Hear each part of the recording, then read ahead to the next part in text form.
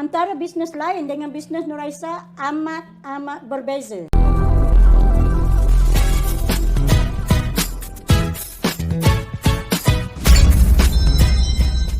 Nama saya Puan Siti Mariam Binti Yusof, merupakan new MBA daerah Marang Negeri Terengganu. Kak Siti bermula dalam Nuraisa ni adalah sebelum tu Kak Siti seorang guru kafa. Seorang guru kafa yang mengajar 3 hari seminggu, yang mendapat allowance bulanan sebanyak RM800 dan berstatuskan ibu tunggal, anak 3 orang. Waktu tu sebagai seorang guru kafa, RM800 untuk menampung 3 orang anak. Sebab apa? Kalau Kak Siti bekerja, dia punya tahap kenaikan gaji tu dia tak banyak. Tapi kalau bisnes, dia punya tahap, kita punya kewangan tu dia luas. Dekat mana pun kita boleh cari, dia tak ada limit dia untuk kita dapatkan income. Jadi dekat situ Kak Siti fikir, jika Kak Siti nak anak Kak Siti berjaya, tak nak anak jadi macam Kak Siti hidup dalam kesusahan, jadi Kak Siti fikir dan Kak Siti buat tahajud, buat istikharah, ya Allah, berilah aku jalan perniagaan untuk aku bantu keluarga aku. Jadi sebelum Kak Siti jumpa Nuraisa, Kak Siti jumpa bisnes lain. Dekat bisnes tu pun okey, alhamdulillah, boleh bertahan juga dalam setahun lebih. Namun syarikat tersebut terpaksa ditutup cawangannya di Malaysia.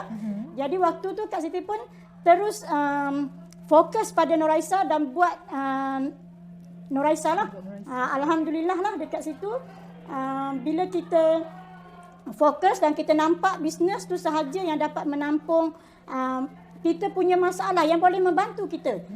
Sebab bila kita bermasalah, orang cakap dengan pendapatan yang tiada had dia ni, kita cuma perlu berusaha dan yakin dengan apa yang Allah nak beri dekat kita. Tu je yang Kak Siti nampak lah.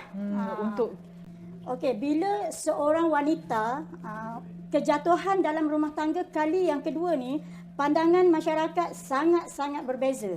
Jadi diorang pandang bila kesalahan tu, diorang letak kesalahan bila kita gagal kali kedua dalam rumah tangga, bercerai hidup.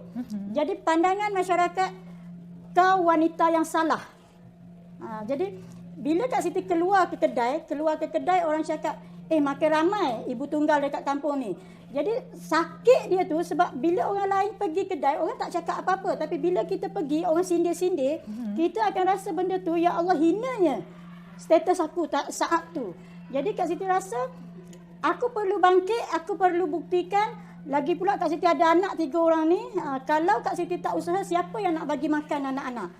Jadi Kak Siti nampak, kalau aku terus ikut perasaan down, anak-anak aku bagaimana? Jadi jalannya aku kena cari duit, aku kena buat bisnes untuk hantar anak aku belajar tinggi-tinggi supaya nanti hidup diorang tak susah macam diri aku. Tu yang Kak Siti tanam dalam diri Kak Siti lah.